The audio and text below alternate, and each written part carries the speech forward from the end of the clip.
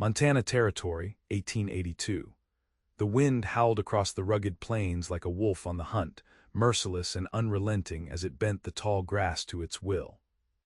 Isaac Greenwood squinted against the dust, adjusting the worn leather brim of his hat while the setting sun painted the distant mountains in gold and crimson. At 25, he'd already learned what most men twice his age understood about these wild lands. Trust was as rare as rainfall, and permanence was a fool's dream in a place that took more than it gave.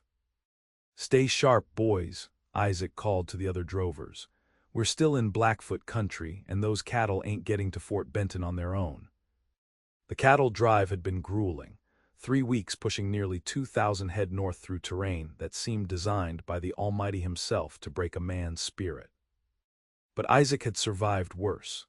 He'd buried both parents by 17, fought in skirmishes with natives and outlaws alike, and learned early that attachments only weighed a man down when the time came, as it always did to move on.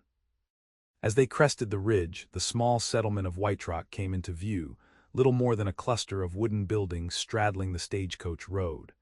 It wasn't much, but after weeks on the trail, it looked like paradise. "We'll rest here tonight," Isaac announced to the weary cowboys. "Get these cattle watered and penned at the stockyard. I'll settle with Harlow at the general store for supplies." The men nodded, too exhausted for conversation. Isaac understood their weariness. The frontier demanded everything from a man: his strength, his vigilance, and most importantly, his independence. A cowboy with ties was a dead cowboy, his father had always said. The West was no place for sentimentality. Isaac lived by that creed, moving from ranch to ranch, drive to drive, never staying anywhere long enough for the earth to remember his footprints. The wooden boardwalk creaked beneath his boots as Isaac approached Harlow's general store. The familiar scents of leather, coffee, and tobacco greeted him as he pushed through the door, the small bell announcing his arrival with a cheerful jingle that seemed at odds with his mood. "Well, look what the wind blew in," came a gruff voice from behind the counter. Old Jasper Harlow grinned through his gray beard.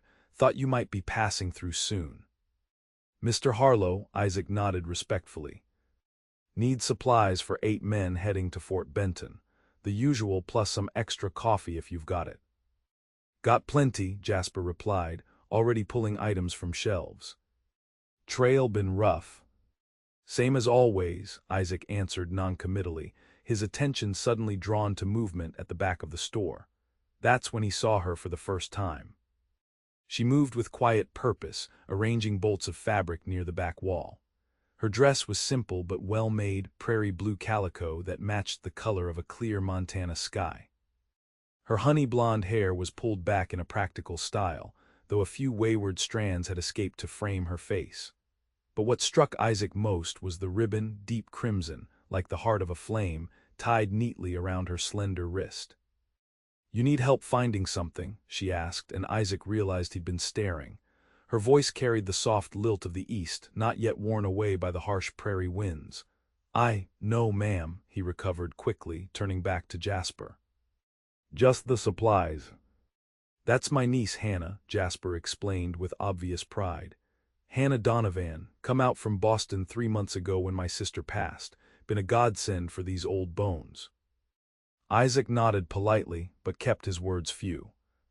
Getting tangled with a woman, especially an Eastern lady clearly unused to frontier hardships, was precisely the kind of attachment he avoided. Still, he couldn't help noticing how her eyes, the same cornflower blue as her dress, assessed him with intelligence rather than the coy glances most town women gave cowboys passing through. "Pleased to meet you, Miss Donovan," Isaac said, tipping his hat. "Isaac Greenwood." "Mr. Greenwood," she acknowledged with a small nod. "Uncle says you're driving cattle to Fort Benton." "Yes, ma'am. Should reach there in another week if weather holds." She seemed about to say something else when the store door burst open. A large man with a red face and expensive clothes stomped in, bringing the smell of whiskey with him. "Hannah," he bellowed. "I've come to escort you to supper as promised." Isaac watched her face change, composure replacing the momentary flash of distaste. "Mr. Reynolds," she said evenly, "I'm afraid I'm still working." "Perhaps another time." The man, Reynolds, scowled. Your uncle can spare you, I've got business to discuss. Hannah's fingers absently touched the red ribbon on her wrist, a gesture Isaac found curious. As I said, perhaps another time. Isaac recognized the type, a man used to getting his way, especially with women. The frontier was full of them, men who mistook bullying for strength. Miss Donovan gave you her answer, Isaac said quietly, stepping slightly forward. Reynolds turned, noticing Isaac for the first time. His eyes narrowed. This doesn't concern you, Cowboy. Move along. I'm not finished with my business here, Isaac replied, his voice level but with an edge that made Reynolds hesitate. For a moment, tension crackled between them. Then Reynolds snorted dismissively. Another time then, Hannah. When there's less dust in the air. He shot Isaac a venomous glance before stomping out. Much obliged, Hannah said after a moment, though I could have managed. No doubt, Isaac replied, surprising himself with a small smile. Man like that doesn't understand no the first time. Or the fifth, she added with unexpected frankness. Gerald Reynolds owns the largest ranch outside town, believes that entitles him to whatever and whoever he wants. Isaac nodded, understanding completely. He'd seen men like Reynolds throughout the West, men who confused possession with power. Your supplies will be ready in an hour, Mr. Greenwood, Jasper cut in. Perhaps you'd like to get some supper at Ruby's across the street while you wait.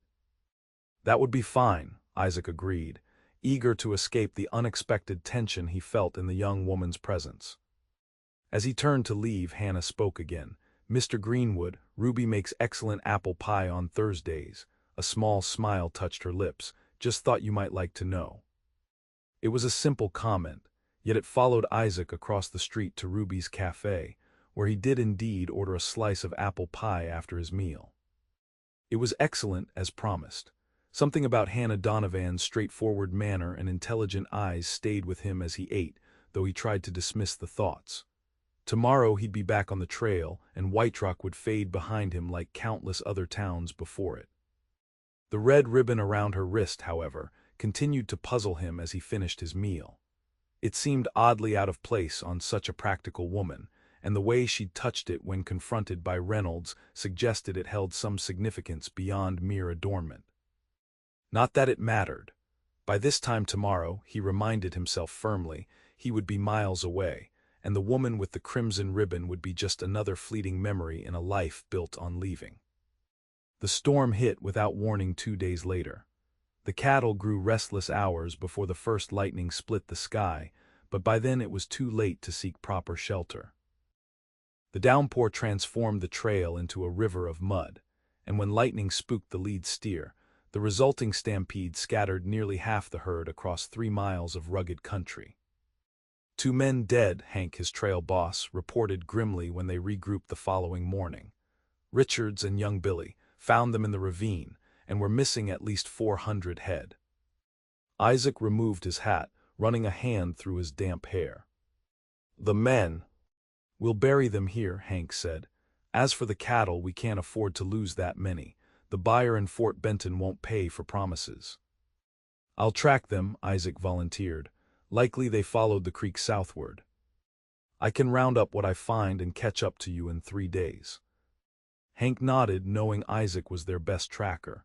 Take supplies for 4 days. If you're not back by then, we'll assume the worst. The unspoken understanding hung between them. Men disappeared in these lands all the time. The frontier gave no guarantees. It took Isaac 2 days of hard riding to locate the scattered cattle and begin herding them back. He was within a half-day's ride of White Rock when 3 riders appeared on the ridge above him, silhouetted against the afternoon sun. His hand moved instinctively to his revolver. That's far enough, he called out as they approached. State your business. Well, now look what we found, the lead rider called back, a tall man with a patchwork beard. A lone cowboy and our missing cattle. Your cattle, Isaac kept his voice steady, though he'd already assessed his chances against 3 armed men. Not good. They are now, the man grinned, revealing tobacco-stained teeth. Unless you want to argue the point, 3 against 1 ain't sporting odds. Isaac recognized the situation for what it was. cattle rustlers taking advantage of the aftermath of the storm. A common enough occurrence in a land where law was spread thin. "These cattle are branded for the Circle G Ranch," Isaac said. "I'm driving them to Fort Benton." "Funny thing about brands," the second rustler drawled, "they can be changed." All three men had their hands near their weapons now. Isaac knew his options were limited. Fighting meant certain death. Surrendering the cattle meant returning empty-handed, a failure that would cost him his reputation and livelihood. The decision was made for him when a shot rang out, kicking up dirt near the lead rustler's horse. The animal reared, nearly unseating its rider. "Next one won't miss," called a voice from the trees to Isaac's right. The rustlers whirled, trying to locate the shooter. "How many with you?" the leader demanded of Isaac. Before he could answer, two more shots cracked, expertly placed to spook the rustlers' horses without hitting the men. "Looks like you boys are outnumbered," Isaac bluffed, seizing the moment. "I suggest you ride on while you still can." The rustlers exchanged uncertain glances, then wheeled their horses around. "This ain't over," the leader shouted as they galloped away. Isaac kept his revolver trained on their retreating forms until they disappeared over the ridge. Only then did he turn toward the trees. "You can come out now," he called. "And my thanks for the timely assistance." To his astonishment, Hannah Donovan emerged from the trees, a rifle held competently in her hands. She wore a practical riding skirt and blouse, her honey-blonde hair partially covered by a wide-brimmed hat. The red ribbon was still tied around her wrist. "Miss Donovan," Isaac couldn't keep the surprise from his voice. "What in heaven's name are you doing out here?" "Saving your cattle, apparently," she replied with the same directness he remembered. "I was gathering herbs when I saw the commotion." Isaac dismounted, approaching her with newfound respect. That was some shooting. 3 shots to spook horses without hitting riders takes skill. A small smile touched her lips. "My father believed women should know how to handle firearms, especially useful knowledge out west, it seems." "Your father was a wise man," Isaac agreed, noticing a leather pouch at her side filled with various plants. "You said you were gathering herbs." "Yes, Uncle Jasper sells remedies in the store. I'm learning which local plants have medicinal properties." She secured her rifle and approached, that same assessing gaze taking in his trail-worn appearance. "You look half dead, Mr. Greenwood. When did you last eat?" The question made Isaac suddenly aware of his exhaustion. He'd been pushing hard for 2 days with little rest and less food. "Been a while," he admitted. "But I need to get these cattle moving. Storm scattered the herd and I'm already behind." Hannah nodded toward the setting sun. "It'll be dark soon. There's a protected valley just over that rise with good grazing and a spring. You should rest the cattle and yourself there tonight." Her practical suggestion made sense. Pushing on in darkness with rustlers potentially still in the area would be foolish. "I'll show you," she added, moving toward her horse, a sturdy bay mare tethered nearby. The valley proved ideal, just as she'd described. Isaac quickly established a small camp while the cattle settled to graze. To his surprise, Hannah dismounted and began gathering wood for a fire. "You don't need to stay," Isaac said. "White Rock can't be more than an hour's ride. You should get back before full dark." "I've camped out before," she replied matter-of-factly. "And those rustlers might return. 2 guns are better than 1. Her logic was sound, though Isaac felt uncomfortable with the idea of a young woman, especially one clearly from refined Eastern stock, spending the night in his camp. Yet there was nothing delicate about the efficient way she built the fire or unpacked provisions from her saddlebag. "You seem surprised," she noted as she handed him some jerky and biscuits from her supplies. "Most Eastern ladies I've encountered wouldn't know how to build a fire, let alone handle a rifle like you did." "I'm not most ladies," she replied simply. "And Boston isn't as removed from practical matters as you might think. My father was a doctor. I grew up watching him treat everything from childbirth to bullet wounds." Isaac studied her across the fire, the crimson ribbon still visible around her wrist despite the practical frontier clothing she wore. The contradiction intrigued him. "That ribbon," he said before he could stop himself, "you were wearing it in the store too." Hannah's fingers went to it automatically, a gesture he was beginning to recognize. Yes, for the first time he saw hesitation in her expression. "Forgive me," Isaac said quickly, "it's not my place to ask." "No, it's all right." She looked down at the ribbon thoughtfully. "It belonged to my mother. She wore it on her wedding day. When she died giving birth to me, my father kept it. He gave it to me on my 18th birthday 3 years ago." "I'm sorry about your mother," Isaac said softly. Hannah nodded. "Father said she wore this ribbon every day of their marriage, a symbol of promises kept." Her voice grew quieter. "He told me to wear it until I found someone worthy of the same promise." The simple story touched something in Isaac he thought long buried. He knew about loss, about carrying small remembrances of those gone. "And have you found someone worthy?" The question slipped out before he could consider its propriety. Hannah's eyes met his across the fire, unnervingly direct. "No. Though Mr. Reynolds believes himself to be that man." "And you disagree," Isaac observed. "A man who views women as property to be acquired alongside his land and cattle." She shook her head. "The ribbon stays with me." They fell silent, the crackling fire and distant lowing of cattle, the only sounds in the gathering darkness. Isaac found himself sharing his hardtack and beef jerky with her, supplemented by her biscuits. It wasn't much of a meal, but the company made it surprisingly agreeable. "What about you, Mr. Greenwood?" Hannah asked after a while. "What brings a man to spend his life moving from place to place with other men's cattle?" Isaac poked at the fire with a stick, watching sparks rise toward the star-filled sky. "It's what I know. My father was a drover before me." "That explains what you do, not why you do it," she pressed gently. No one had asked Isaac that question in years, perhaps ever. The trail was full of men running from something or someone, and the unspoken code of the West was to avoid prying. "Freedom, I suppose," he answered finally.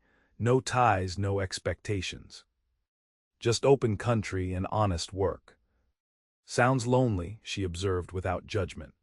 "The West isn't kind to those who put down roots," Isaac replied, more sharply than he intended. "I've seen too many men lose everything, land, livestock, family, to Indians, outlaws, or just plain bad luck. Better not to have anything to lose." Hannah studied him thoughtfully. "So you choose emptiness as protection against loss?" Her blunt assessment hit uncomfortably close to truth. "I choose survival," he corrected. "Out here, that's victory enough." She didn't argue, but something in her expression suggested she disagreed. They finished their meal in silence, then prepared for night, Hannah insisting on taking a watch shift despite Isaac's protests. "I won't sleep anyway in unfamiliar surroundings," she reasoned. "You need rest more than I do. You look ready to fall from your saddle." Too exhausted to argue further, Isaac agreed to sleep first while she kept watch. He stretched out near the fire, his saddle as a pillow, and despite his awareness of her presence, fell almost immediately into deep sleep. He woke to the smell of coffee. Dawn was just breaking over the eastern hills, painting the valley in soft gold light. Hannah was already up, tending a fresh fire with a small pot of coffee brewing at its edge. "You let me sleep through the night," he accused, sitting up. She shrugged. "You needed it. The cattle stayed calm and there was no sign of trouble." Isaac couldn't remember the last time someone had shown him such consideration. The small kindness felt foreign, almost uncomfortable. They shared a breakfast of the remaining biscuits and coffee before breaking camp. The cattle were rested and cooperative as Isaac prepared to move them out. "I should get back to White Rock," Hannah said, mounting her mare. "Uncle will be worried." "Miss Donovan," Isaac called as she turned to go. "I'm obliged for your help with the rustlers and everything else." She looked back at him, the morning light catching in her hair. "Perhaps our paths will cross again, Mr. Greenwood." "Perhaps," he agreed, though he knew better than to count on it. The frontier was vast and his life was not designed for reunions. As he watched her ride away, the crimson ribbon around her wrist caught the sunlight, a flash of color against the muted landscape. Something about it and her stayed with him as he pushed the recovered cattle north, a vivid impression that refused to fade as it should. 3 days later, Isaac rejoined the main herd, delivering the recovered cattle to a relieved Hank. No one questioned the delay, assuming the difficulty of herding so many strays alone. Isaac didn't mention Hannah Donovan or her timely intervention. Some experiences weren't meant for sharing around campfires. They reached Fort Benton 2 days later than planned, but with enough cattle to satisfy the buyer. After collecting his pay, Isaac found himself at loose ends, a familiar feeling at the conclusion of a drive. "Heading south with us?" Hank asked as the men prepared to return to Texas for the next season's work. Isaac hesitated, surprising himself. "Think I'll stay north for a spell, might find work at one of the ranches around Helena." Hank raised an eyebrow but didn't question further. In the West, a man's business was his own. That night in a Fort Benton saloon, Isaac studied the coins in his hand, calculating distances and possibilities. Helena was west, White Rock was south.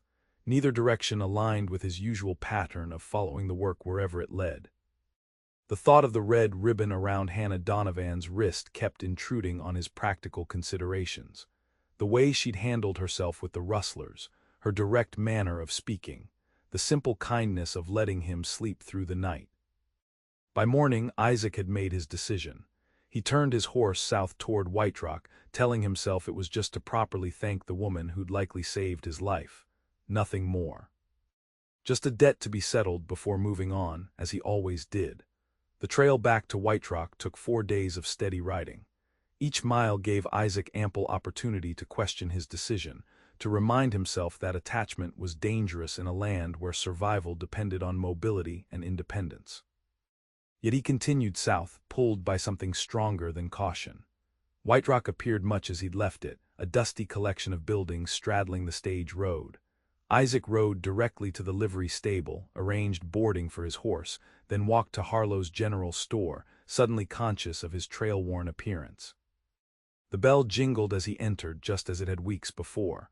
Old Jasper looked up from his ledger, recognition dawning slowly. "Well, look who's back," he said. "Didn't expect to see you again, Greenwood. Thought you'd be halfway to Texas by now." "Change of plans," Isaac replied simply. "Is your niece about?" Something knowing flickered in Jasper's eyes. "Hannah's making deliveries, medicine for the widow Peterson out at the edge of town."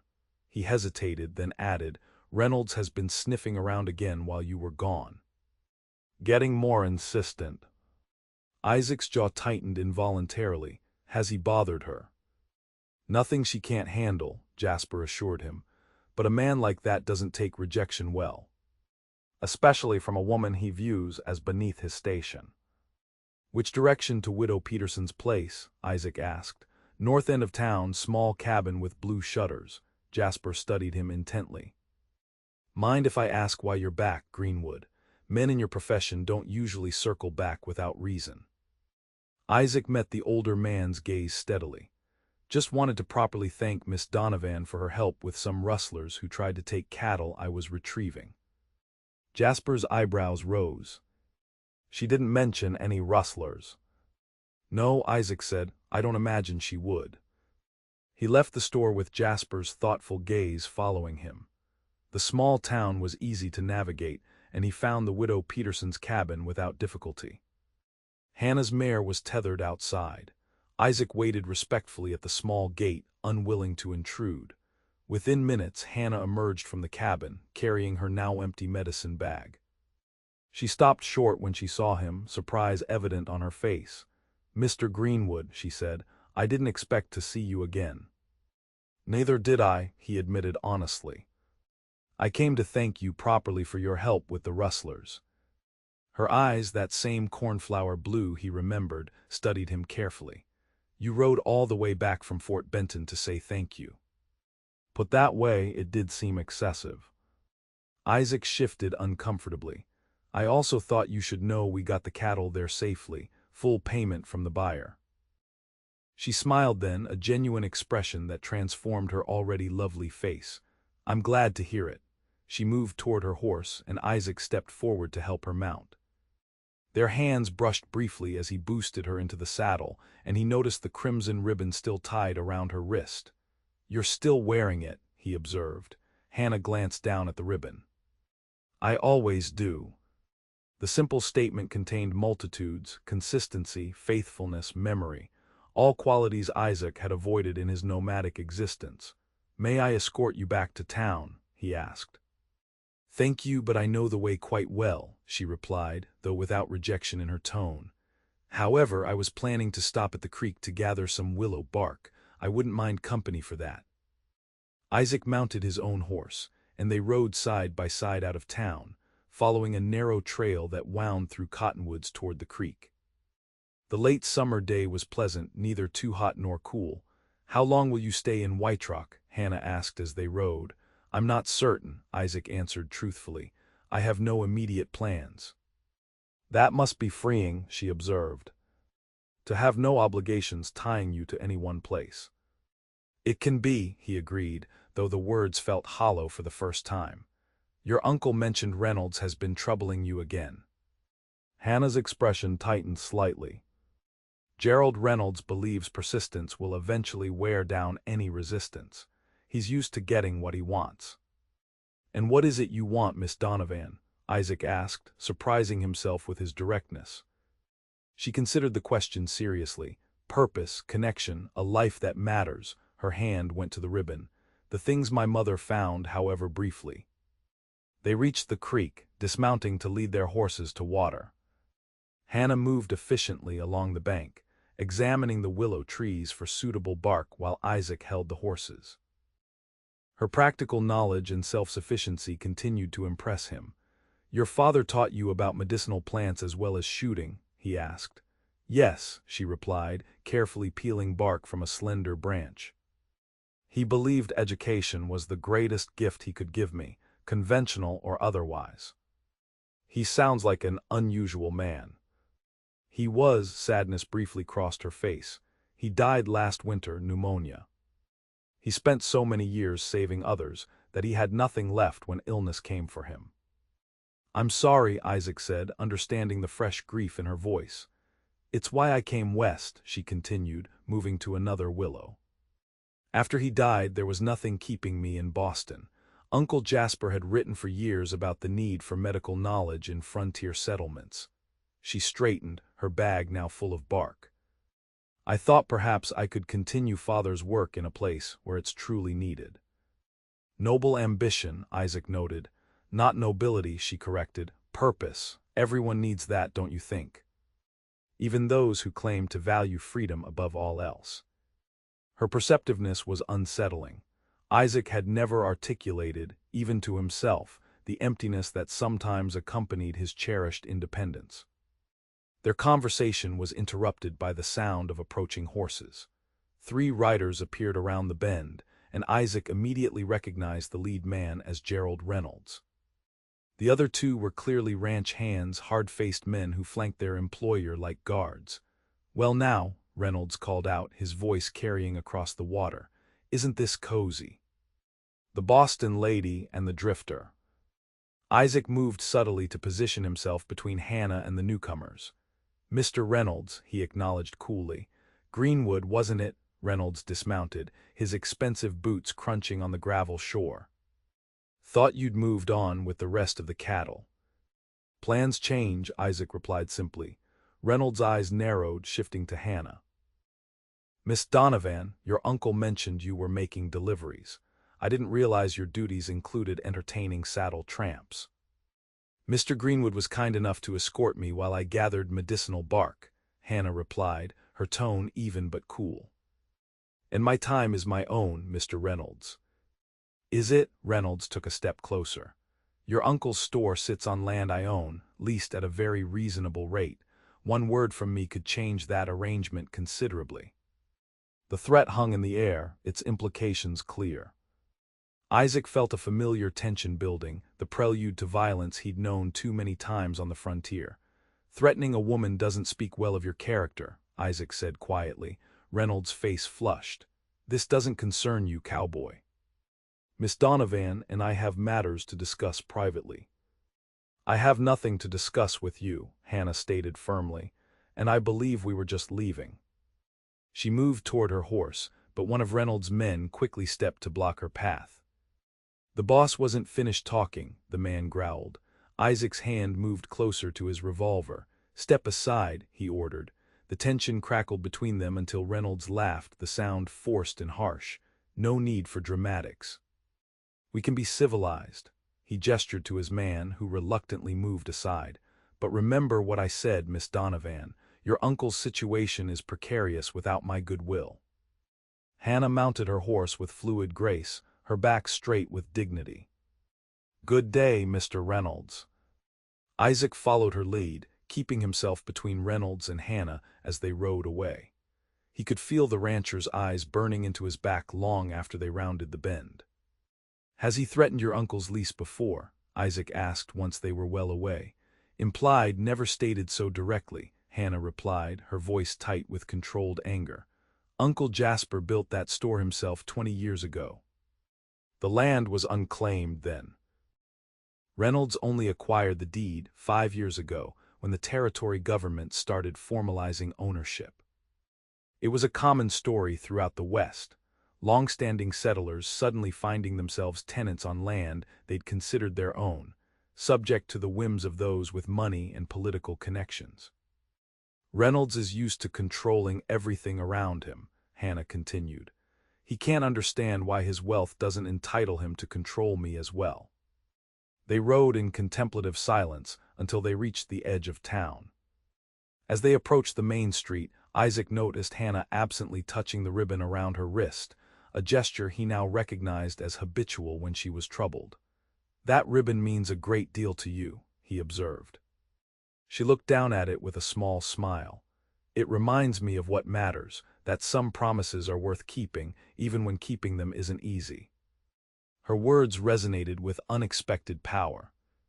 Isaac had spent years avoiding promises of any kind, convinced they were chains that would eventually strangle a man's freedom. Yet Hannah wore her promise proudly, finding strength rather than constraint in its presence. "I should return to the store," she said as they reached the main street. "Uncle will need help with the afternoon customers." Isaac nodded. "May I call on you tomorrow, Miss Donovan? Perhaps you might show me more of the local plants you find useful." Something like pleased surprise flickered across her face. "I'd like that, Mr. Greenwood." As she rode toward the general store, Isaac remained where he was, watching her straight-backed figure until she disappeared inside. The encounter with Reynolds troubled him. Men like that rarely accepted defeat, especially public defeat that wounded their pride. Making a decision, Isaac turned his horse toward the small sheriff's office at the end of the street. It wouldn't hurt to understand the local dynamics better, especially where Reynolds was concerned. Sheriff Morris was a graying man with shrewd eyes and a perpetually tired expression. He listened to Isaac's carefully edited account of the Creek confrontation with resigned familiarity. "Reynolds has most of the county board in his pocket," the sheriff explained, leaning back in his creaking chair. "Man controls 60,000 acres and employs half the men in the region. Makes him difficult to challenge. And his interest in Miss Donovan." The sheriff's eyes narrowed slightly. "Reynolds' wife died 2 years ago, been looking to remarry since spring, set his sights on the Donovan girl soon as she arrived. Probably figures a refined Eastern lady would raise his standing with the Helena society folks he's so desperate to impress." "She's not interested," Isaac stated flatly. "Clearly," Morris agreed with the ghost of a smile. "But Reynolds isn't used to hearing no, especially from a woman with no property or standing to protect her." He studied Isaac thoughtfully. "You passing through or staying around Greenwood?" "Haven't decided," Isaac answered honestly. "Well, word of advice if you're staying, Reynolds doesn't take kindly to competition, perceived or real. Man's got a mean streak wider than the Yellowstone." The warning was clear, but it only strengthened Isaac's resolve. After thanking the sheriff, he secured a room at the modest hotel, then spent the evening considering options he'd never thought he'd entertain. For the first time in years, Isaac Greenwood contemplated staying put. Over the next 2 weeks, Isaac found reasons to remain in White Rock. He took odd jobs, helping at the livery, joining a posse tracking horse thieves, even assisting with repairs at the schoolhouse. Each day, he found time to visit Harlow's general store, often accompanying Hannah on her rounds delivering medicines or gathering plants. During those outings, he learned more about her, how she'd assisted her father with patience from childhood, her love of literature, her quiet determination to make a difference in a frontier that desperately needed healing hands. In turn, he found himself sharing stories of cattle drives, the characters he'd met on the trail, even glimpses of the lonely childhood that had shaped his solitary ways. The crimson ribbon remained a constant presence around her wrist, a silent reminder of promises honored. Isaac found himself watching for it, taking odd comfort in its consistency. "You never did tell me," he said one afternoon as they walked along a ridge gathering late summer berries for Jasper's wife to make preserves. "What exactly was your mother's promise that the ribbon represents?" Hannah considered the question, her fingers automatically finding the familiar band. "To love fearlessly," she said finally, "even knowing life offered no guarantees. My father said she faced frontier life with the same courage she faced everything, eyes open, heart unguarded." "She died young," Isaac observed carefully. "Some might say her fearlessness cost her everything." "Or gave her everything," Hannah countered, looking up at him with those direct blue eyes. "8 years of true partnership with my father, a child." "A life fully lived, however brief," she shook her head. "The alternative is safety purchased at the price of truly living. That's no bargain at all." Her words unsettled something deep in Isaac's carefully constructed worldview. He'd spent years believing that detachment was wisdom, that the man who needed nothing could never be broken by loss. Yet Hannah's philosophy suggested another possibility. That loss was inevitable either way, but only one path offered the possibility of genuine joy alongside the risk. That evening, returning to town as sunset painted the mountains gold, they were met by a breathless young boy running toward them. "Miss Donovan, come quick." The child gasped. "It's your uncle." He fell from the ladder while stalking, his legs all twisted wrong. Hannah's face paled. She immediately handed her basket to Isaac and gathered her skirts to run toward the store, arriving breathlessly to find Jasper laid out on a blanket behind the counter, his face gray with pain. His right leg lay at an unnatural angle that made Isaac wince. Without hesitation, Hannah took charge, directing Isaac and another customer to hold Jasper still while she examined the break. "Compound fracture," she murmured.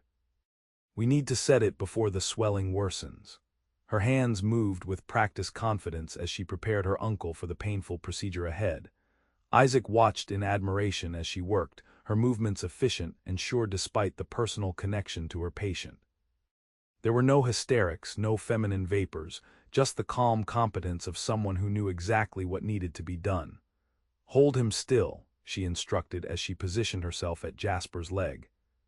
"This will hurt terribly, uncle, but it must be done." The old man nodded grimly, bracing himself. With a sudden, precise movement, Hannah pulled and twisted the broken limb back into alignment. Jasper's scream was muffled by the leather strap he'd been given to bite down on.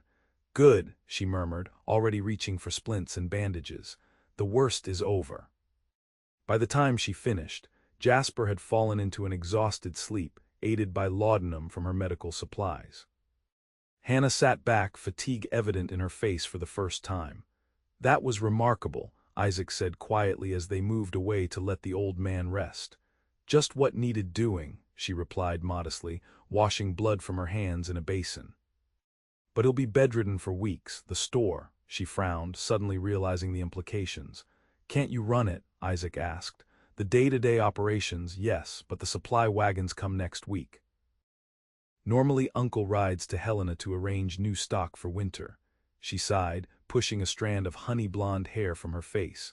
"I don't know the suppliers or what to order." "I could go," Isaac offered before fully considering the implications. "I'm familiar with Helena. I could take your uncle's list, make the arrangements." Hannah looked at him with surprise that quickly shifted to something warmer. "You would do that?" "Of course," Isaac replied, surprised by how naturally the commitment had come. Just weeks ago, he would never have volunteered to take on someone else's responsibilities. The frontier code was clear, each man for himself. Yet here he was, offering assistance without calculation or expectation of return. More surprising still was how right it felt. That night, after helping move Jasper to his bed in the rooms behind the store, Isaac walked Hannah to her small attached cabin. Moonlight silvered the quiet street, and the autumn air carried the first hint of coming frost. "Thank you," Hannah said softly as they reached her door, "for everything today." "It was nothing," Isaac demurred. "It wasn't nothing," she contradicted gently. "You're a good man, Isaac Greenwood, better perhaps than you believe yourself to be." In the moonlight, her eyes held his with an intensity that made his chest tighten. The crimson ribbon around her wrist seemed to glow in the silvery light, a vivid reminder of promises and possibilities. Before he could respond, the door to the main store opened, and Mrs. Harlow peered out. "Hannah, dear. Jasper's asking for you." The moment broke. Hannah nodded and turned to go, then hesitated and quickly reached out to squeeze Isaac's hand. "Good night, Mr. Greenwood." As he walked back to the hotel, Isaac realized with startling clarity that the thought of moving on from White Rock no longer held any appeal. For the first time in his adult life, the endless horizon seemed less like freedom and more like emptiness. The trip to Helena took 4 days, 2 days' travel each way with a tightly packed schedule of meetings with suppliers in between. Isaac executed Jasper's instructions precisely, negotiating favorable terms with merchants who clearly respected the old storekeeper's reputation for fair dealing. Throughout the journey, Isaac found himself thinking constantly of Hannah, her capable hands setting her uncle's leg, her direct gaze when speaking difficult truths, the way sunlight caught in her honey-blonde hair. And always the crimson ribbon around her wrist, its silent testament to commitment in a world where such promises were often broken.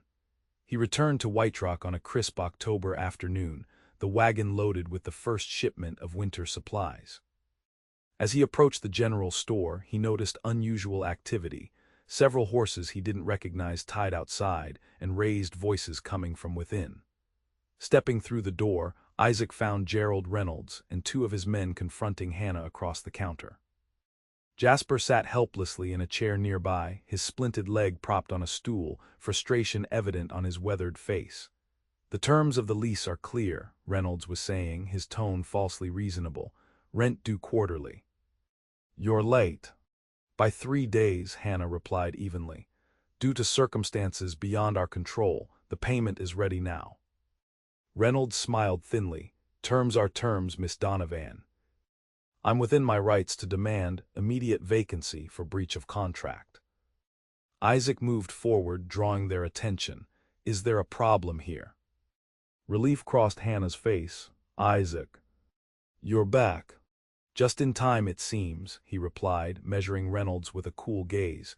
Reynolds' expression hardened. "This is a private business matter, Greenwood, nothing that concerns drifters." "I'm employed by Harlow's General Store," Isaac stated calmly.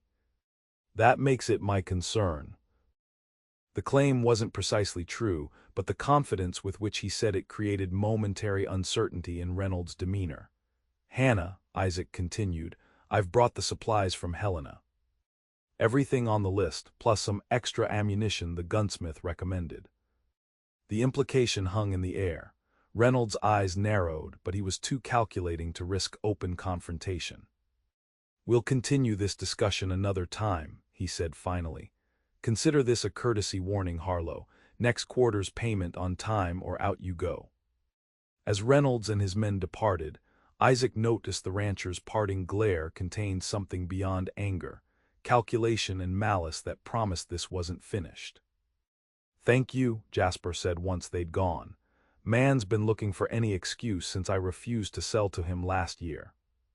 "He's become more insistent since you arrived," Isaac observed to Hannah. She nodded, absently touching the ribbon at her wrist.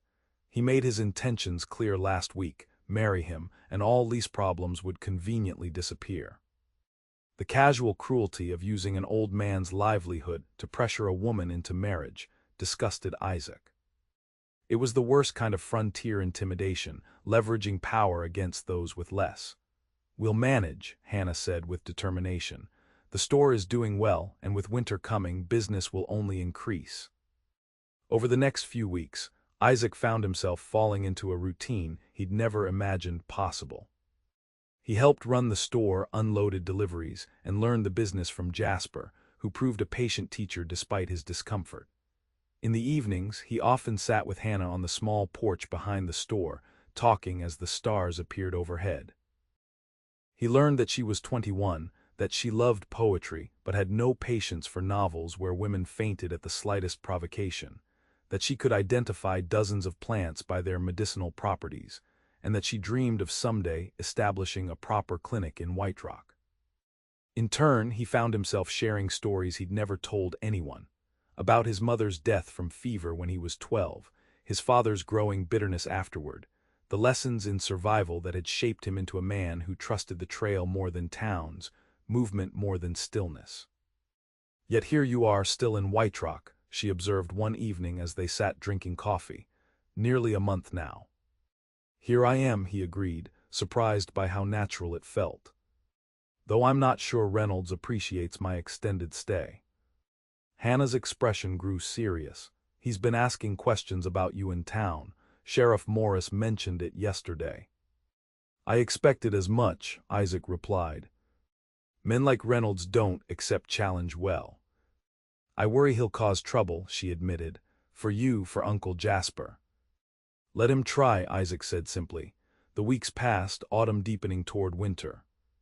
Jasper's leg healed slowly, but he remained largely confined to a chair, directing store operations while Hannah and Isaac handled the physical work.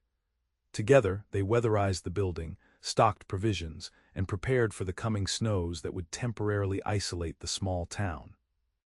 Isaac found himself watching Hannah daily, the confident way she managed the store, her gentle patience with difficult customers, her unwavering kindness to children who came in with pennies to spend.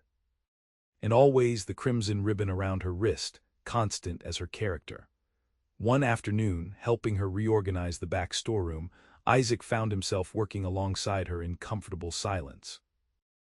Their hands brushed as they reached for the same shelf, and he felt an electrical awareness that had been growing between them for weeks. "Hannah," he said softly, using her given name for the first time. "I should tell you something." She turned to him, her blue eyes questioning. "Yes." "I've taken a job with Carson's Freight Company," he explained. "Regular runs between Helena and the smaller settlements. Based here in White Rock." Her eyes widened slightly. "You're staying permanently?" "Yes," Isaac replied, realizing as he said it how right the decision felt. "If that's agreeable to you and your uncle." A slow smile spread across her face. "Very agreeable, Mr. Greenwood." Something shifted between them in that moment, acknowledgement of feelings that had been building since their first meeting. Isaac took a step closer, drawn by the warmth in her eyes. The storeroom door banged open, shattering the moment. Jasper hobbled in on his crutches, oblivious to what he'd interrupted. "Hannah, Mrs. Wilson's youngest, has the croup again. She's asking if you have any of that syrup left." With a last lingering glance at Isaac, Hannah turned to help her uncle. The moment passed, but Isaac felt its resonance throughout the day, a promise of conversations yet to come.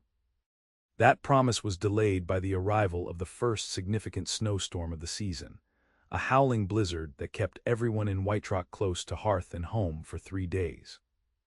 When it finally cleared, the town emerged to waist-deep drifts and brilliant sunshine that made the snow-covered landscape glitter like diamonds. Isaac had just finished digging a path from the hotel to the general store when Sheriff Morris approached, his expression grave.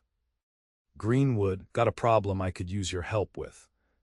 "What kind of problem?" Isaac asked, leaning on his shovel. "Stagecoach was caught in the storm 6 miles east. Driver managed to get here this morning. Says there's a family stranded at the line shack, woman and 2 kids. Husband's hurt bad. They need medical attention and transport to town." Isaac straightened immediately. "I'll get Hannah." Within the hour, they were heading east on horseback, Hannah's medical supplies secured behind her saddle. The sheriff led the way, followed by Isaac and Hannah, with 2 additional men bringing a makeshift sled for transporting the injured. "The line shack is small but solid," Morris explained as they navigated the snow-choked trail. Stage driver said the man was gored by their ox while trying to free it from a drift, belly wound by his description. Hannah's expression remained composed, but Isaac knew she understood the gravity of such an injury. Abdominal wounds were often fatal, especially without prompt treatment. They reached the line shack by midday, a small log structure nearly buried in snow. Inside, they found a harrowing scene. A woman with exhausted eyes sat beside her unconscious husband, whose ashen face spoke volumes about his condition. Two children, perhaps 5 and 7, huddled together on the single narrow bunk.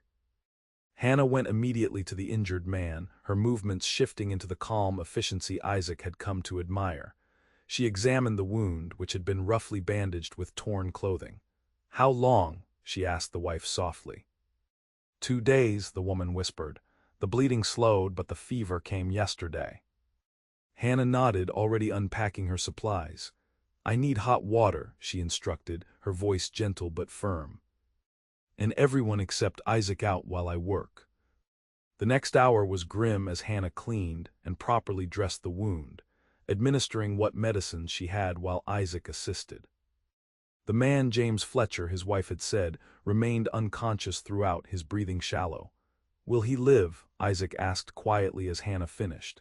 "If infection hasn't set in too deeply," she replied, wiping blood from her hands. "But he needs proper care, warmth, and better medicines than what I have here." They carefully moved Fletcher to the sled, wrapped in every available blanket. His wife and children would ride double with the sheriff and his men. As they prepared to depart, Hannah suddenly swayed on her feet, fatigue evident in her face. "Are you all right?" Isaac asked, concerned. "Just tired," she assured him, though her complexion seemed paler than usual. The journey back to White Rock was slow and difficult, the sled requiring constant attention to prevent it from tipping in the deep snow. By the time they reached town, darkness had fallen and temperatures were dropping rapidly. Fletcher was taken to Widow Peterson's house, which served as an informal infirmary when needed. Hannah immediately set to work establishing him there, instructing the widow on care procedures and arranging for the family's accommodation. Isaac watched her work with growing concern. Her movements, normally so precise, seemed slightly sluggish, and spots of color had appeared on her cheeks despite her overall pallor. "You should rest," he suggested as she finally finished. "You've done all you can for now." "In a moment," she agreed, gathering her supplies. "I just need to." She stopped mid-sentence, her eyes suddenly unfocused. Isaac moved forward just in time to catch her as she collapsed. "Hannah," he exclaimed, alarm surging through him as he felt the heat radiating from her body. "Fever." Within minutes, roles had reversed completely. Isaac carried Hannah to her cabin behind the store, where a frightened Jasper helped establish her in bed while the widow Peterson was summoned again. "Influenza, most likely," the older woman diagnosed after examination. "Been moving through the region, with her working herself to exhaustion and that cold ride today." She shook her head worriedly. "She needs constant care. Cool cloths for the fever, fluids when she'll take them." "I'll stay with her," Isaac said immediately.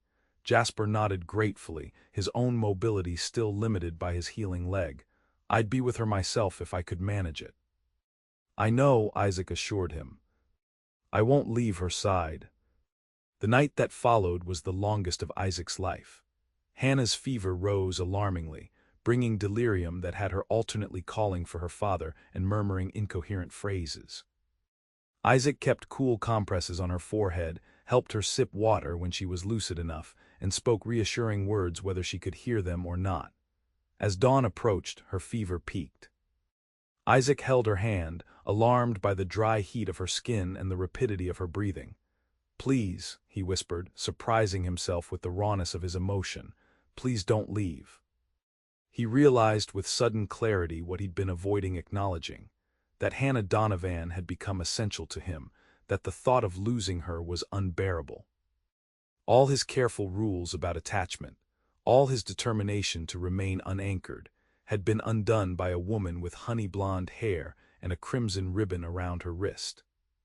As the first light of dawn filtered through the curtains, Isaac noticed the ribbon, still tied around her wrist despite her illness. Gently he touched it, remembering her explanation of its meaning. To love fearlessly, eyes open, heart unguarded. In that moment Isaac Greenwood made a silent promise of his own. Hannah's fever broke later that morning. Isaac, exhausted but relieved, watched as she finally fell into natural sleep, her breathing easier and her skin cooling. Widow Peterson, returning to check on her patient, nodded with satisfaction.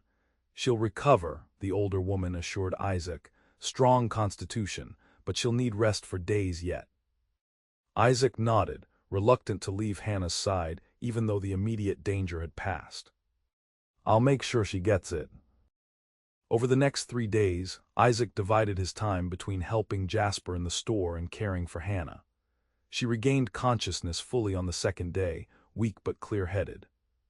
By the third, she was sitting up and insisting she could manage on her own, though Isaac stubbornly continued bringing meals and checking on her regularly. "You're a terrible patient," he informed her on the 4th day, finding her attempting to sort medicinal supplies in bed. "And you're a surprisingly good nurse," she countered with a small smile, "though I'm perfectly capable of—" "Resting," Isaac interrupted firmly, taking the supplies from her hands. "Doctor's orders." "I'm not a doctor," she reminded him. "No, but you're the closest thing White Rock has, which means you need to recover properly." He sat on the edge of the bed, his expression softening. "You frightened me." Hannah met his gaze, something vulnerable in her eyes. "Did I?" "More than any stampede or gun battle ever has," he admitted quietly. Her hand moved to cover his, the crimson ribbon bright against her pale skin. "I'm sorry to have worried you." "I realized something," Isaac continued, finding courage he'd never needed on the trail. "When you were ill, about why I stayed in White Rock." "And why was that?" she asked softly. "You," he said simply. "From the first moment I saw you in the store with that ribbon around your wrist, something changed. I just didn't recognize it until I thought I might lose you." Hannah's eyes widened slightly, a flush that had nothing to do with fever coloring her cheeks. "Isaac." Whatever she might have said was interrupted by pounding on the store's front door, followed by Jasper's voice calling urgently. "Isaac, Hannah, Reynolds is here with the sheriff." Isaac squeezed Hannah's hand once before rising. "Stay here, I'll handle this." In the main store, he found Gerald Reynolds standing with Sheriff Morris and 2 of Reynolds' ranch hands. Jasper stood defiantly behind the counter despite his splinted leg. "What's going on?" Isaac demanded. Reynolds smiled thinly. "Sheriff's here to oversee the lawful eviction of trespassers." "The Harlow's lease is terminated." "On what grounds?" Isaac challenged. "Breach of contract," Reynolds replied smoothly. "Not only was last quarter's payment late, but the terms specify the leaseholder must personally operate the business. With Harlow incapacitated and his niece ill, that condition is clearly not being met." "That's absurd," Isaac growled. "Jasper is still directing operations. I'm simply assisting during his recovery." "The agreement doesn't allow for assistants not part of the family," Reynolds countered. "Particularly drifters with questionable backgrounds." Sheriff Morris looked uncomfortable. "I've reviewed the document, Greenwood. Technically, Reynolds is within his rights." "How convenient," Isaac said coldly. "Creating impossible conditions, then enforcing them when people are most vulnerable." Reynolds shrugged. "Business is business. The Harlows have until tomorrow noon to vacate." "And if they don't?" Isaac stepped forward, his hand instinctively moving toward his holstered revolver. "Then I'll be forced to remove them and their possessions," Reynolds replied. "With the sheriff's assistance, of course." Isaac noticed Morris's reluctance, but also recognized the lawman was bound by the letter of the law, however unjustly applied. "What do you really want, Reynolds?" Isaac asked bluntly. "This isn't about a lease." For a moment the rancher's mask of civility slipped, revealing the raw anger beneath. "What I want, Greenwood, is for drifters to know their place. This town, this county, they belong to men who build something permanent. Men with real stakes in the territory, not saddle tramps who blow through like tumbleweeds." The words struck closer to home than Reynolds could know. For years, Isaac had defined himself by his lack of attachment, his freedom to move on. Now, confronted with the consequences of that lifestyle, he felt its hollowness acutely. "Noon tomorrow," Reynolds repeated, turning to leave. Not a minute later. After they departed, Jasper sank heavily into a chair. 20 years in this store," he said quietly. "Built it with my own hands when there was nothing here but prairie and promise." "We'll fight this," Isaac assured him, though he knew the odds were long. Reynolds had the law, money, and influence on his side. "How?" Jasper asked wearily. "Winter's setting in. Even if we had somewhere else to go, Hannah's still recovering." Isaac paced the store, mind racing through options. There must be a way to challenge the lease terms, or to buy the land outright. "With what?" Jasper sighed. "Everything I have is invested in this store's inventory, and Reynolds would never sell to me anyway. He's wanted this location for years to expand his mercantile interests." A soft voice from the doorway interrupted them. What if he had a different incentive to change his mind? They turned to see Hannah standing there, pale but determined, supporting herself against the doorframe. "You should be resting," Isaac said immediately, moving to her side. "I heard everything," she replied, "and I see a solution, though not one I like." She straightened, her expression resolute. "Reynolds wants me to marry him. If I agree to consider his proposal, he might be persuaded to relent on the eviction." "Absolutely not," Isaac and Jasper said simultaneously. "It would just be a delaying tactic," Hannah explained, "to give us time to make other arrangements, find another location, or challenge the lease legally." "And if he holds you to the agreement?" Isaac demanded. "If he forces the issue?" "I'd never let it come to that," she assured him, "but men like Reynolds enjoy the chase. If he thinks he's wearing me down, he'll extend the deadline." Isaac hated the plan with every fiber of his being, yet he recognized its practical logic. It was the kind of desperate gambit that frontier life sometimes required. "There must be another way," he insisted. "If you can think of one by morning, I'm listening," Hannah replied, her hand going automatically to the ribbon at her wrist. The gesture gave Isaac pause. The ribbon her mother's promise to love fearlessly despite uncertainty. What would that mean in this situation? An idea began to form, dangerous, potentially ruinous, but with a slim chance of success. It would require everything he'd avoided for years: commitment, permanence, roots. "I need to go to Helena," he said suddenly. "Immediately." "Helena," Jasper repeated, bewildered.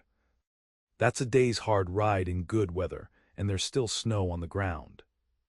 "If I leave now and ride through the night, I can be back by mid-morning tomorrow," Isaac calculated. "Just before Reynolds's deadline." "What's in Helena?" Hannah asked. "A chance," Isaac replied cryptically. "A small one, but better than your plan." He crossed to her, taking her hands in his. "Trust me," he said softly. "I won't let you sacrifice yourself, not even temporarily." Something in his expression must have convinced her, because she nodded slowly. "Be careful. The trail will be dangerous in darkness." "I'll return," he promised.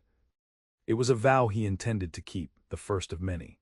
Within the hour, Isaac was riding north toward Helena, pushing his horse as fast as was safe given the snow-covered trail. Night fell early, but a nearly full moon provided enough light to continue at a steady pace. The cold was brutal, seeping through his heavy coat and gloves, but he barely noticed, his mind focused entirely on reaching Helena before the banks closed the following day. He arrived shortly after dawn, his horse lathered, and his own body numb with cold and exhaustion. His first stop was the Territorial Land Office, where his status as a former scout for the Army still carried some weight. Next came the bank, where negotiations took longer than he'd hoped.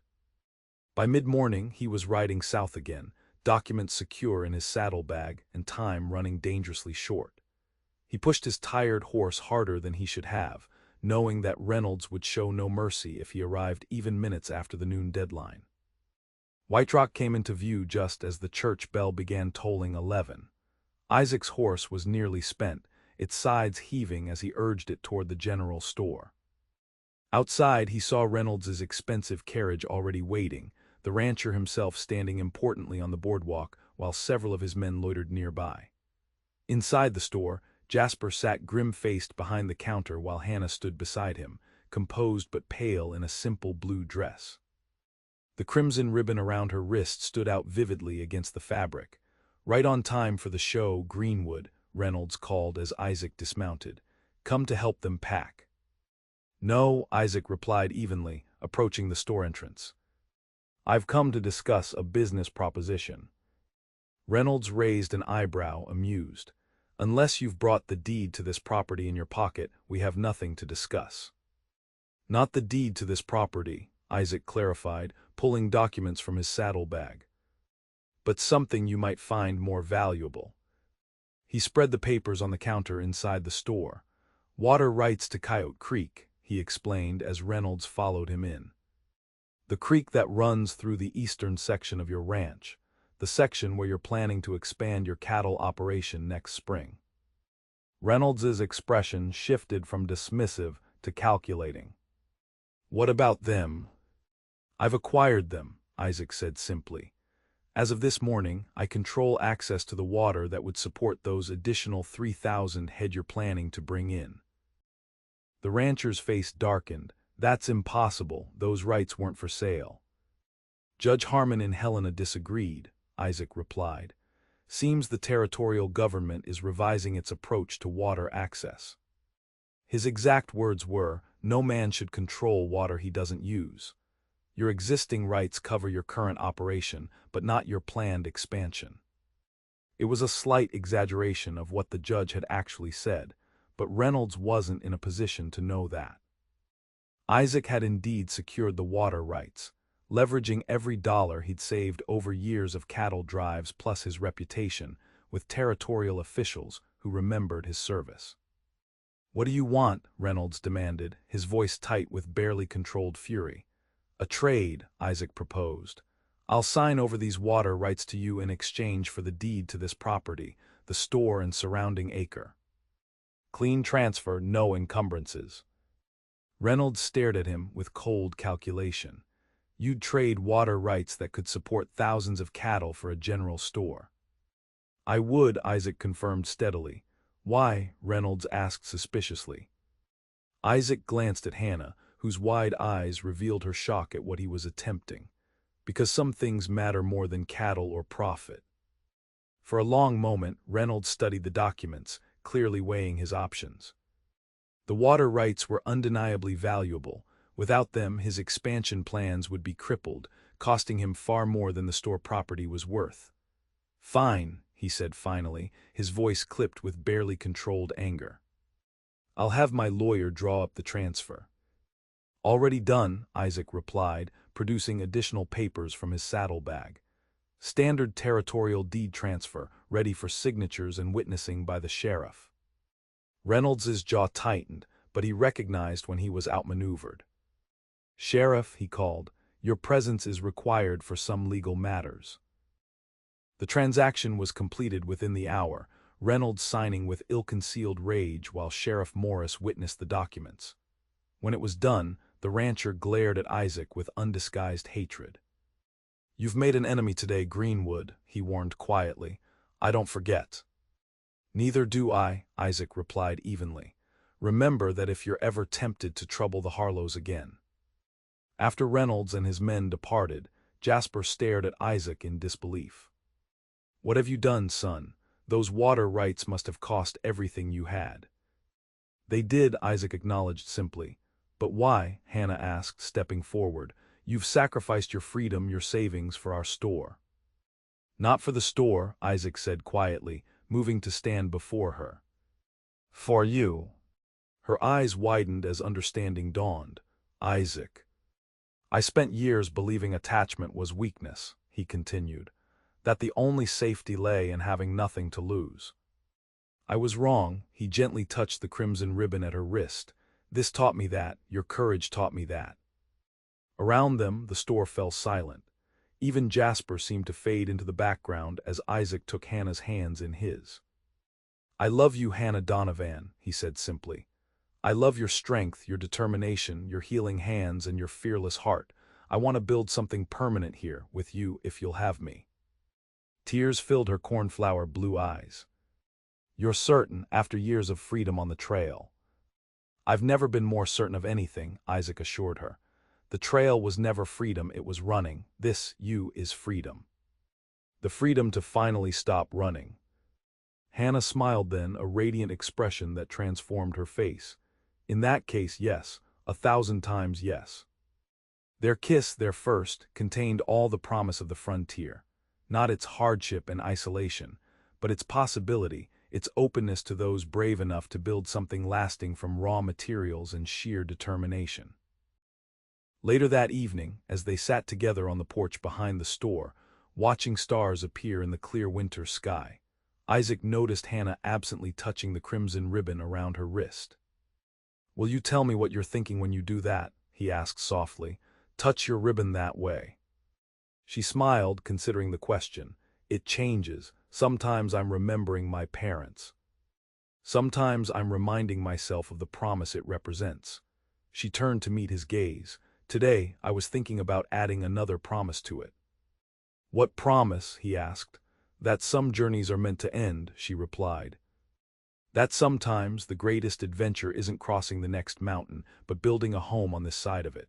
Her free hand found his. "With someone who finally understands that staying can require more courage than leaving." Isaac brought her hand to his lips, kissing it gently. "I understand that now, thanks to you."